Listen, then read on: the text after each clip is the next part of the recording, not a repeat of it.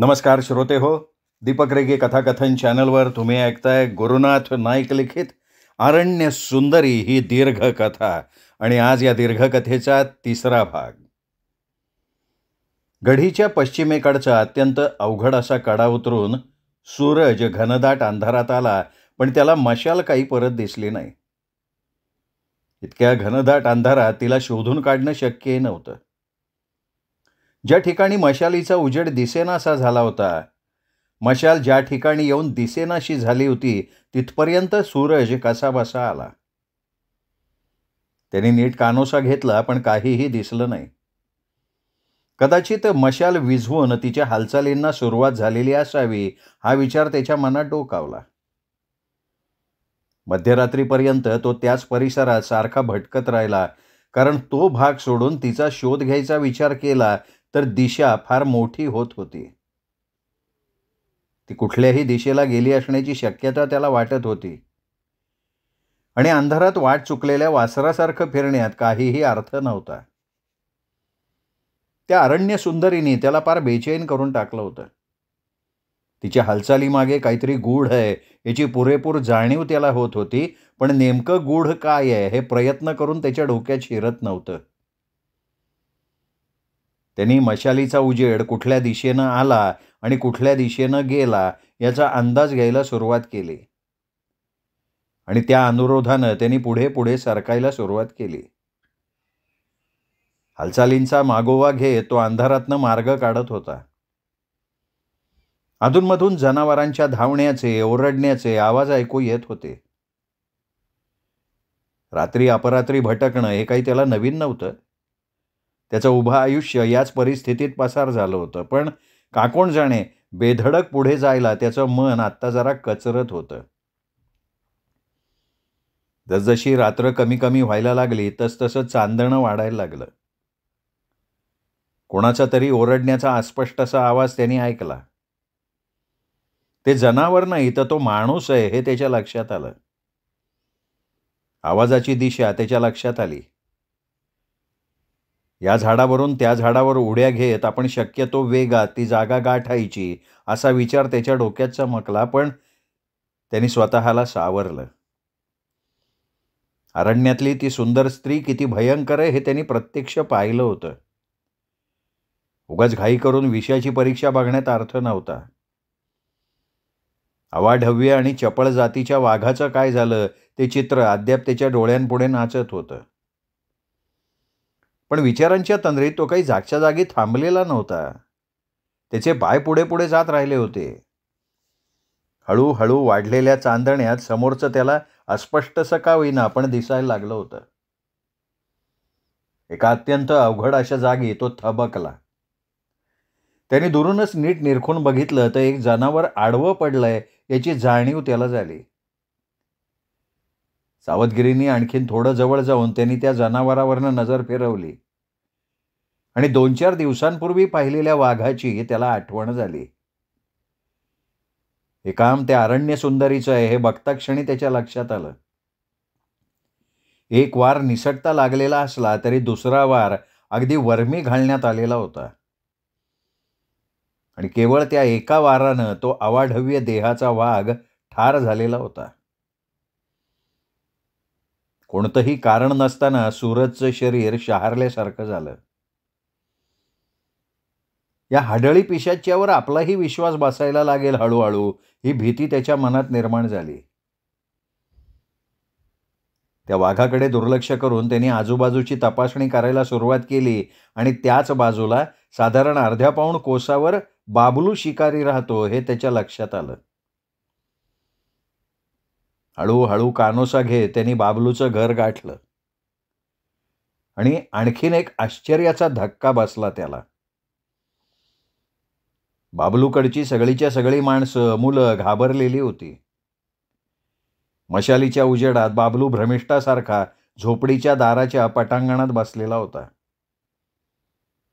काय झालं याला? सूरजने एका म्हाताऱ्याला विचारलं. सूरजला बघता सगळ्यांच्या जीवात जीव आल्यासारखं झालं होतं. एकेकाच्या चेहऱ्यावरची भीती हळूहळू नाहीशी झाली. याला त्या हाडळीनं गाठलं. म्हाताऱ्यांनी कसाबसा धीर करून सांगितलं आणि सूरजच्या तळपायाची आग मस्तकाला जाऊन भिडली. ज्याचं आयुष्यच मुळी रानावनात आणि भूताखेतातून गेलेलं असतं, अशा माणसानं त्या भलत्याच भाकड कथांना घाबरावं याची चीड त्याच्या मनात निर्माण झाली होती. काही न बोलता तो बाबलूजवळ सरकला. बाबलूच्या चेहऱ्यावर मूर्तिमंत भीती उभी होती. त्याचा राकट चेहरा भीतीने काळवंडून गेला होता. शक्तिमान आणि पिळदार असं त्याचं शरीर भीतीनं थरथर कापत होतं आणि त्यामुळे सूरजच्या मनातली चीड एकसारखी वाढायला लागली होती. बाबलू! डाव्या हातानं त्याचे केस पकडत सूरज जोरात ओरडला आणि केसांना धरून त्यांनी त्याचं डोकं गदागदा हलवायला सुरुवात केली. जी जी सूरज! बोलताना बाबलूचा आवाज थरथरत होता. काही सांगायला सुद्धा त्याचे शब्द त्याच्या ओठावर येत नव्हते. बाबलू, तू इतका का घाबरलास? चिडलेल्या अवस्थेत सूरजनं विचारलं. बाबलूची भारावलेली नजर सूरजच्या चेहऱ्यावर रोखली गेली होती. बाबलूच्या चेहऱ्यावर होणारे फेरफार आता सगळ्यांना जाणवत होते. सूरज, त्या हाडळीनी मला गाठलं. ती मला सारखी विचारत होती. काय विचारत होती तुला? सूरजनं जोरात ओरडून विचारलं. आपण जितकं ओरडू तितकं त्याचं लक्ष आपल्याकडे वेधलं जाईल याची खात्री सूरजला होती. मी येऊ का असं विचारत होती ती. तिच्या हातात मशाल होती? नाही, नव्हती. मग तू तिला ये असं का नाही सांगितलं?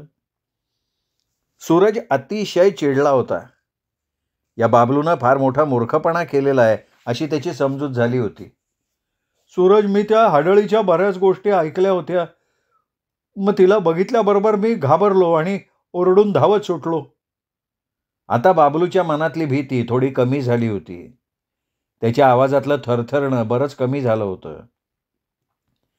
सूरज टक लावून त्याच्या तोंडाकडे बघत होता. येऊ का असं विचारणारी ती स्त्री एक तर संकटात असावी, तिला मदतीची गरज असावी हे सूरजच्या लक्षात आलं. बाबलू, मला सांग, ती फक्त येऊ का एवढंच म्हणाली का? नाही, ती म्हणाली आपण राजकुमारी आहोत. म्हणाली आम्हाला मदतीची गरज आहे, मदत केली तर भरपूर धन आम्ही देऊ. बाबलू कसाबसा बोलला आणि सूरजच्या डोक्यात कवडशाची तिरीप चमकून गेली. मला एक सांग रे बाबलू, ती हाडळ असती तर तुझ्याशी इतकं बोलली असती का ती? नाही ना. अरे मन न घाबरता तू तिला मदत का नाही केली? बाबलू काही बोललाच नाही. हे बघ बाबलू, ती हाडळ असती तर तुझं काहीही करायचं सामर्थ्य तिच्या ठिकाणी असतं. मग या ठिकाणी तू जिवंत आला असतास का? सूरजने कठोर आवाजात विचारलं आणि बाबलू शर्मिंदा झाल्यासारखा खाली मान घालून बघत राहिला. तो खूप घाबरला होता. पण आता त्याच्या मनातली भीती हळूहळू कमी होत चालली होती. मला सांग, तू हाडळ यापूर्वी कधी पाहिली होती? नाही, पण हा सांगत होता. एका म्हाताऱ्या भिल्लाकडे त्यांनी बोट दाखवलं आणि ते दोघेही म्हातारे भिल्ल घाबरल्यासारखे झाले. हे बघ बाबलू, ती हाडळ नाहीये, ती खरोखर राजकुमारी आहे. न घाबरता तिला शोधायचा प्रयत्न करा. तिला लागेल ती मदत करा. आणि मुख्य म्हणजे ती हाडळ आहे हे पहिल्यांदा डोक्यातनं काढून टाका. सूरजनं कठोर आवाजात बजावलं आणि त्याने त्या अरण्य सुंदरीबद्दल प्रश्न विचारायला सुरुवात केली. त्याला एकदम त्या 2 टेकाडांची आठवण आली. त्या टेकड्यांच्या परिसरात ती सूरजला एकूण 3 वेळा दिसली होती. कदाचित ती तिथेच जवळपास कुठेतरी राहत असावी असा विचार सूरजनं केला. मनात कोणतीही भीती न ठेवता या झाडावरून त्या झाडावर उडी मारत सूरजनं कसंबसं एक टेकाड गाठलं. त्या टेकाडावर बराच वेळ उभा राहून त्यांनी कानोसा घेतला, पण कशाचाही मागमूस त्याला लागला नाही. 2-3 दिवसापूर्वी जेव्हा याच टेकाडावर तो उभा होता तेव्हा पलीकडच्या टेकाडावर त्याला ती अरण्य सुंदरी दिसली होती. आणि जेव्हा तो पलीकडच्या टेकाडावर गेला होता तेव्हा ती अलीकडच्या टेकाडावर उभी राहून त्याच्याकडे बघत होती. पुन्हा त्या मागच्या विचारानं सूरज गोंधळल्यासारखा झाला आणि त्यांनी ते टेकाड उतरायला सुरुवात केली. जेव्हा त्यांनी दुसरी टेकडी उतरायला सुरुवात केली तेव्हा कसल्या तरी चमत्कारिक आवाजानं तो थबकला. त्यांनी नीट कानोसा घेतला. कुणीतरी एक स्त्री रडत असल्याचा तो आवाज होता. हुंदके देऊन देऊन ती स्त्री रडत होती. बावचळल्यासारखा सूरज सभोवताली बघत होता. काही का असेना आपण त्या अरण्य सुंदरीच्या जवळपास कुठेतरी आहोत हे समाधान त्याला जाणवलं. त्यांनी हळूहळू टेकडी चढायला सुरुवात केली. तो टेकडीच्या माथ्यावरती आला तेव्हा तो आवाज किंचित थांबल्याची जाणीव त्याला झाली. पण तो पूर्णपणे थांबलेला नाही हेही त्याच्या लगेचच लक्षात आलं. ती स्त्री थांबून थांबून हुंदके देत होती. आता पूर्वीपेक्षा स्पष्टपणे त्याला तो आवाज ऐकू येत होता.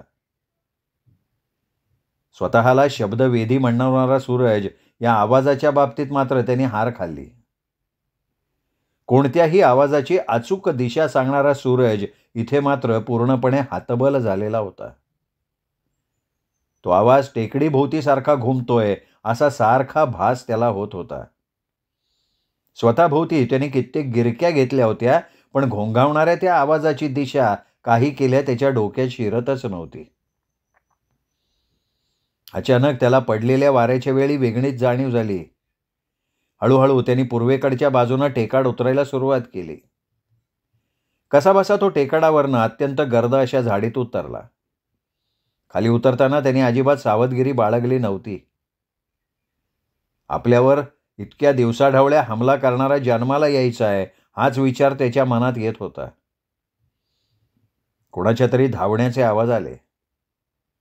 खाली सावकाश उतरणारा सूरज जागच्या जागी थांबला. धावण्याचा आवाज अगदी स्पष्टपणे त्याने ऐकला होता. काहीतरी सळसळलेलं होतं. काट्याकुट्या पायाखाली करकरल्या हेही त्यांनी ऐकलं होतं. त्यांनी नीट कानोसा घेतला. आता सगळे आवाज थांबल्याची जाणीव सूरजला झाली. बराच वेळ गेला. सूर्याचे किरण तापल्याची जाणीव व्हायला लागली. सूरज आता अगदी शांत झाला होता. आपण अगदी मुक्कामावर आलोय याची जाणीव त्याला झाली होती. ज्या अरण्य सुंदरीच्या मागे आपण आहोत ती याच भागात आणि याच टेकडीच्या जवळपास कुठेतरी राहते हे त्याच्या लक्षात आलं होतं. धावण्याचा आवाज नेमका कुठल्या भागात आला याची जाणीव त्याला झाली आणि त्या दिशेनं त्याचे पाय हळूहळू पडायला लागले. अतिशय सावधगिरीने तो गर्द झुडपातनं खाली उतरायला लागला. अगदी मोक्याच्या जागी तो थांबला. पण कुणीतरी पलीकडच्या कपारीतून निघून गेलेला असणार याची जाणीव त्याला झाली. ती तीच सुंदरी असावी का एखादा पुरुष असावा हे काही त्याच्या लक्षात आलं नाही. आणि कोल्ह्यासारखं एक विचित्र जनावर एकदम जवळून धावत गेल्याचं सूरजनं पाहिलं. ते जनावर ज्या ठिकाणी आलं होतं त्याच्या जवळपास कुठेतरी एखादं मानवी प्रेत सापडेल हा अनुभव सूरजला होता आणि त्यामुळे इथेही कोणीतरी ठार झालेला असावं याची खात्री सूरजला झाली. हळूहळू तो एका कपारीजवळ आला. तरी पुन्हा एकदा सावधगिरीनं सभोवताली बघितलं. सळसळ झाली पण तो थांबला नाही. हातात त्यांनी कमरेचा रुंद पात्याचा सुरा जय्यत तयारीत धरला. यदा कदाचित एखादं जनावर उडी घेईल ही भीती त्याला पावला पावलावर वाटत होती. तो सावकाश कपारीतून गुहेत शिरला. आत्तापर्यंतचं उभं आयुष्य त्याचं याच भागात संपलं होतं, पण तो कधीही या गुहेत आलेला नव्हता. ही गुहा त्यांनी एकदाही पाहिली नव्हती. आत बराचसा उजेड येत होता, पण तरीही सूरज सावध होता. कुठल्याही हल्ल्याला तोंड द्यायची जय्यत तयारी त्याने ठेवली होती. तो तसाच एक एक पाऊल आत शिरला आणि जनावरांनी कुरतडलेलं प्रेत त्याला पाहायला मिळालं. आणखीन थोड्या अंतरावर आणखीन एका स्त्रीचं शव होतं. एकूण 5 प्रेतं त्या ठिकाणी होती आणि जनावरांनी त्यांच्या शरीराचे मनसोक्त लचके तोडलेले होते. इतका कठोर हृदयाचा सूरज, पण त्याचंही हृदय थरारल्यासारखं झालं. त्याच्याच्यानं हे भयंकर दृश्य बघवलं नाही, त्याच्याही शरीराचा थरकाप उडाला होता. आणि अचानक सूरजच्या डोक्यात प्रकाश पडला. ती स्त्री यांच्या बरोबरीची असावी हे त्यांनी ओळखलं. तो आणखीन गोंधळल्यासारखा झाला, कारण त्यांच्या कपड्यांवरची चिन्ह राजघराण्यातली होती. जो ठार झालाय तो राजा असावा, ठार झाली ती राणी असावी. एका वृद्धाच्या कपड्यांवर सरदारकीची चिन्ह होती. सूरजचं डोकं पार चक्रावून गेलं. त्यांनी काही ऐकलेलं नव्हतं. म्हणजे एखादा राजा पराभूत झाला, राज्य सोडून पळाला, हे त्यांनी निदान या दिवसात तरी ऐकलं नव्हतं. मग आपल्या राज्याला मुकलेला हा राजा कोण? मग ती रानावनात एकटीच भटकणारी राजकुमारी तर नाही. सूरज तसाच माघारी फिरला. या झाडावरून त्या झाडावर उड्या घेत त्यांनी बाबलूची झोपडी गाठली. थोडक्यात त्यांनी घडलेली घटना सगळ्यांना सांगितली. ती सगळी प्रेतं टेकाडावर ठेवून सूर्य मावळतीकडे जाईपर्यंत सूरजनं राजकुमारीची वाट बघितली, पण ती राजकुमारी तिथे परत आली नाही. अखेर अंधार पडता पडता स्वतः सूरजनं सगळ्यांचा अंत्यविधी पार पाडला. जेव्हा तो राजेशाही गडीकडे निघाला, तेव्हा त्यांनी तो पराभूत राजा कोण आहे हे शोधून काढायचा निश्चय केलेला होता. समोर बघता बघता तिचा चेहरा काळवंडल्यासारखा झाला.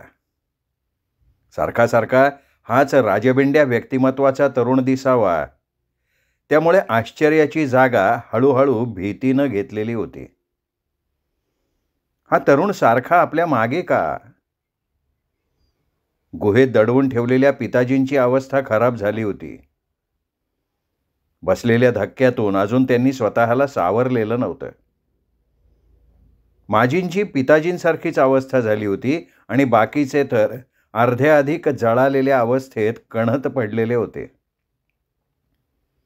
आणि या सर्वांसाठी ती काहीही करू शकत नव्हती. पिताजींना धीर देण्याचं तिचं वयच नव्हतं. उलट पिताजी आपली चिंता करतायत याची जाणीव तिला वारंवार होत होती. आत्तापर्यंत तिने माणसात जायचा बराच प्रयत्न केला होता, पण आपल्याला सगळेजण घाबरून पळतात का हे तिच्या लक्षात येत नव्हतं. काही भिल्ल तर किंचाळत पळून गेलेले तिने पाहिले होते. त्यांना समजावण्याची संधीच तिला अजून मिळालेली नव्हती.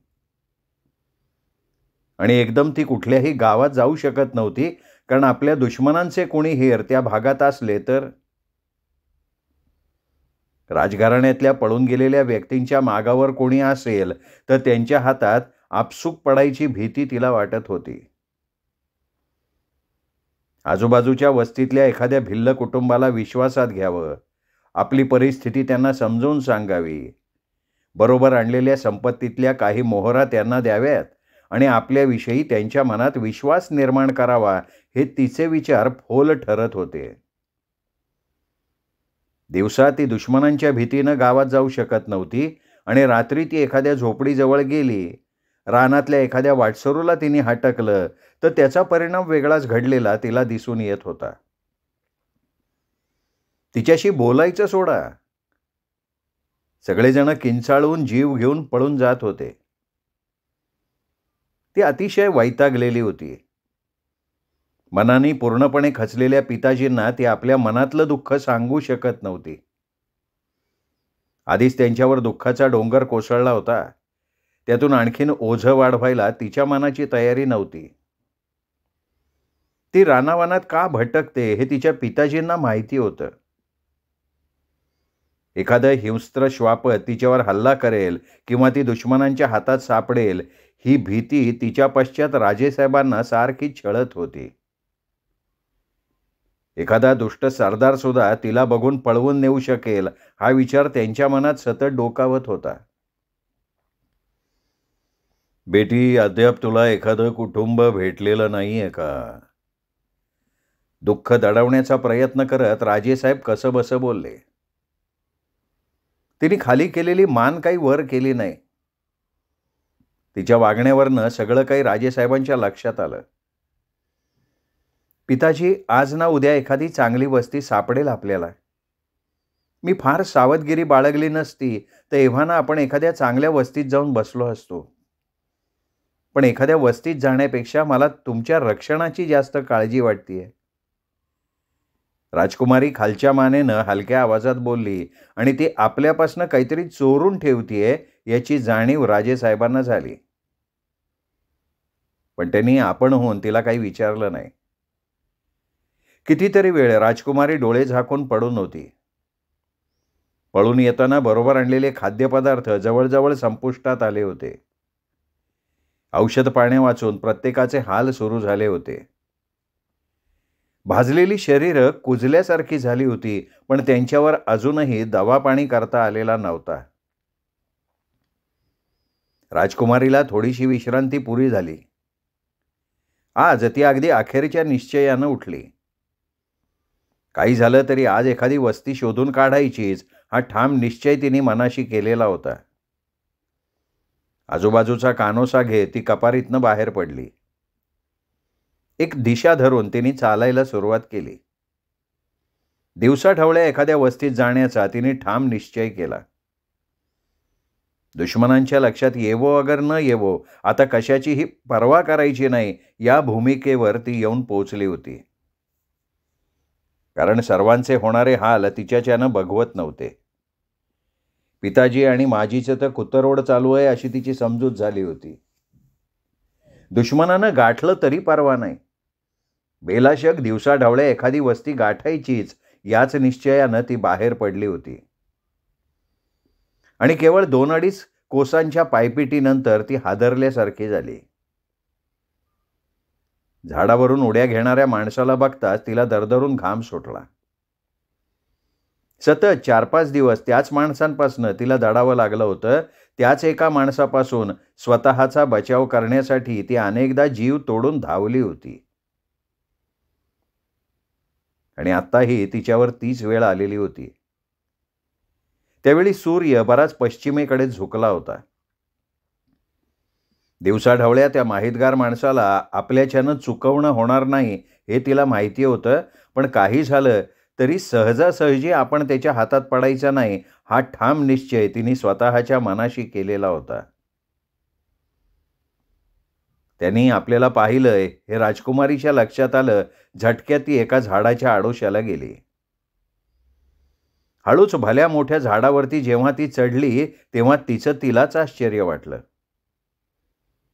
संकटात सापडलेल्या माणसाचं शरीर किती चपळ हालचाली करतं याची खात्री तिला झाली. 3 फांद्यांच्या खोबणीत ती माकडासारखी दडून बसली. तो माणूस आपलाच पिच्छा करतोय हे लगेच तिच्या लक्षात आलं. नाहीतर त्याच झाडाभोवती फिरून शोधाशोध करायचं त्याला कारण काय? त्या माणसाचे कपडे भिल्लासारखे होते, पण तो भिल्ल नाही हे पाहता क्षणी तिच्या लक्षात आलं होतं. एकतर तो राजघराण्यातला असावा किंवा बड्या सरदार घराण्यातला असावा याची तिला खात्री झाली होती.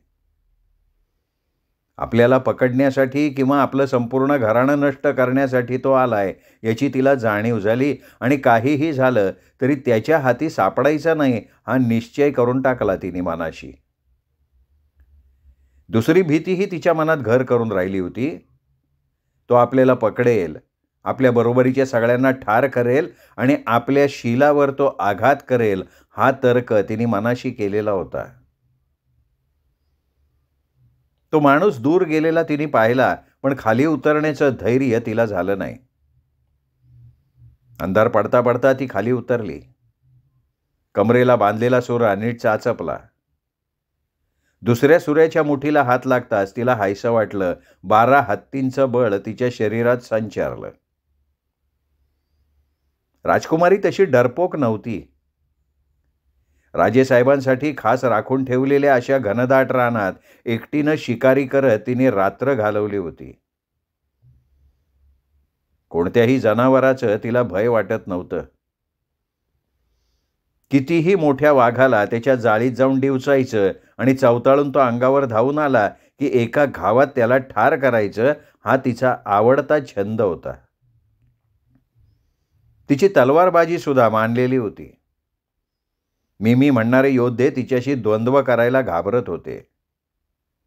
तिच्या नाजूक हातात किती अमानुष ताकद आहे हे प्रत्येकाने डोळ्यांनी पाहिलं होतं. तिची घोडदौड सुद्धा वाखाणण्याजोगी होती. नाठाळ घोडा हा शब्द तिच्या कोशात नव्हता. कुणालाही पाठीवरून फेकून देईल असा घोडा जेव्हा ती हातात घ्यायची, तेव्हा तो घोडा आयुष्यात कधीही नाठाळपणा करणार नाही हे बघणारे लोक बोलून जायचे. घोड्याच्या पाठीवर जीन न टाकता ती स्वार व्हायची आणि चावताळलेल्या घोड्याला शेळी बनवून मैदानात उभी करायची. राजेसाहेबांची ती एकुलती एक मुलगी होती. मुलासारखे तिचे चोचले पुरवले गेले होते. मुलाची हौस राजेसाहेब राजकुमारीकडे बघून भागवत होते आणि हीच राजकुमारी नैराश्यानं भरलेलं मन घेऊन आज अंधारात एकटीच भटकत होती. सावधगिरीने ती आजूबाजूला पाहत होती. काही खाणाखुणा सुद्धा ती आठवायचा प्रयत्न करत होती. या 8-10 दिवसात रानाचा हा संपूर्ण परिसर तिच्या नजरेखाली बसला होता. लहानशी टेकडी सुद्धा तिच्या नजरेत पक्की बसली होती. ती एका 2 टेकाडाच्या खबदाडीत शिरली. तिने हातात सुरा घेतला होता. एखादं रानटी जनावर नसलं तरी साप चिलटांची भीती ती नजरेआड करू शकत नव्हती. हातातला सुरा अंधारात फिरवत तिने सूर्याला काहीतरी टेकल्याची जाणीव झाली, तेव्हा सूर्याचं टोक वाजवून तिने बघितलं आणि डाव्या हातानं तिने ती मशाल उचलली. निरनिराळ्या ठिकाणी अशा एकूण 4 मशाली तिने पेरलेल्या होत्या. जड मशाली हातात घेऊन फिरणं गैरसोयीचं आहे म्हणून पहिल्यांदा तिने मशाल फेकून दिली होती. आणि आपल्यावर रानात फिरण्याचे प्रसंग वरचेवर येतात हे तिच्या लक्षात आलं, तेव्हा तिने त्या मशाली थोड्याशा प्रयत्नांनी सापडतील अशा जागेवर ठेवायला सुरुवात केली होती. मशालीलाच बांधलेलं एक बोचकं तिने काढलं. त्या बोचक्यातनं लोखंडाचा एक चपटा तुकडा काढला. एक लांबट गोलाकार असा दगड बाहेर काढला. आत असलेला कापसाचा बोळा तिने चिमटीत धरला. दगडावर लोखंडाचा तुकडा आपटायला सुरुवात केली आणि आपटून जोरात घासून जाईल अशा बेतानं ती घासत होती. कापसाचा बोळा पेटला. हळूहळू तिने पालापाचोळा पेटवला आणि त्या आगीवर मशाल पेटवली. तिला जरा हायसं वाटलं. अंधारात भटकत राहण्याऐवजी मशालीच्या उजेडात भटकणं हे तिच्या दृष्टीनं जास्त सोयीचं होतं. मशाल घेऊन तिने चालायला सुरुवात केली आणि त्या एकाच रात्री आलेले अनुभव बघून ती फार घाबरून गेली.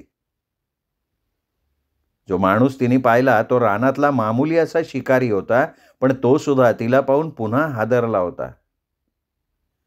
आपण राजकुमारी असल्याचं तिने त्याला सांगितलं खरं, पण ते काही त्याला पटलं नव्हतं. भरपूर संपत्ती द्यायचं आमिष सुद्धा तिने दाखवलं आणि तरी सुद्धा तो किंचाळत का पळून जावा हे काही तिच्या लक्षात आलं नाही. लपत छपत ती कशीबशी त्या झोपड्या असलेल्या भागात आली. पहाटेपर्यंत तिच्या मनाची एकसारखी घालमेल सुरू होती. आपण पुढं जावं, त्यांची समजूत घालायचा प्रयत्न करावा हा विचार सारखा तिच्या मनात डोकावत होता, पण तिला धीर होत नव्हता. सूर्याची कोवळी किरणं फैलावली आणि सकाळचा पहिला धसका तिला बसला. तोच तो राजबिंड्या व्यक्तिमत्वाचा भिल्ल. आपला माग काढत तो आलाय हे तिच्या लक्षात आलं. जागच्या जागी ती थिजल्यासारखी झाली. भीतीनं तिचं शरीर शहारलं. हळूच तिने त्या भागातनं अंग काढून घेतलं. सावधगिरी बाळगत, पायाखालच्या काट्यांचा अंदाज घेत ती कशीबशी दूरवर आली. तिने आपल्या मुक्कामाच्या ठिकाणी जाण्याची घाई सुरू केली. वाघ मागे लागल्यागत ती त्या भागातनं बाहेर सटकली. त्यावेळी तिच्या डोक्यात विचारांचं थैमान माजलेलं होतं. तो कोण आहे हेच कोडं तिला अद्याप उलगडता आलं नव्हतं. आणि तो आपल्या मागे का आहे हेही ती सांगू शकत नव्हती. आपणच त्याला गाठावं आणि सळसळत त्याच्यावर हल्ला करावा असा सुद्धा विचार तिच्या मनात डोकावला. पण भलतंच धाडस करायला तिचं मन तयार नाही झालं. कशीबशी ती टेकाडावर आली. त्यावेळी सूर्य बराच वर आला होता. तिचं संपूर्ण शरीर थकल्यासारखं झालं होतं. रात्रभर वणवण करून ती पार थकून गेली होती. फक्त थोडंफार चालायचं होतं म्हणून केवळ तिच्या शरीरात थोडंफार त्राण आलेलं होतं. टेकडीच्या माथ्यावर उभं राहून तिने सभोवताली नजर फिरवली.